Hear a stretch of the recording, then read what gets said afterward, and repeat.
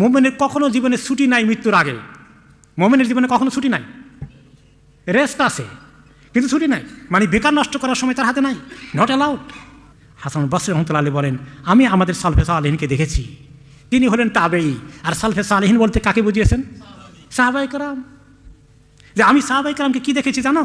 যেভাবে তোমরা তোমাদের দিন আর দেরহাম পাওয়ার জন্য আর পেলে হেফাজতের জন্য তোমরা এত কিন, এত আগ্রহী, এত যত্ন করো, তারা তাদের সময়ের ব্যাপারে এত যত্নশীল ছিলেন। তারপরে তিনি বললেন, ইন্না মিন আলামাতি ইরাদিল্লাহি আনিল আবদে, যে একজন মানুষকে, কোনো বান্দাকে আল্লাহ তাআলা নেগলেক্ট করে ফেলেছেন, তার দায়িত্ব আল্লাহ নেন নাই, তাকে আল্লাহ তাআলা উদ্ধার করবেন না বিপদ থেকে, তাকে আল্লাহ হিদায়াতের দিকে আনবেন না। আন ইয়াজা শুগলাহু ফিমা লা ইয়ানি, তাকে এমন আকামে ব্যস্ত রাখবেন যেটা দরকার নাই। কিছু লোক আছেন এত ব্যস্ত, আসলে কি কোনো বড় কোনো কাজ নাই।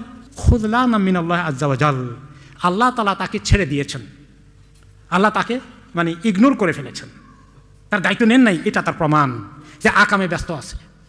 এগুলো শোনার পরে এখন এই মোবাইল ফোনে কতক্ষণ থাকা লাগবে? আর আজকে আমাদের সবচেয়ে বড় ক্ষতি কিন্তু এটা করছে।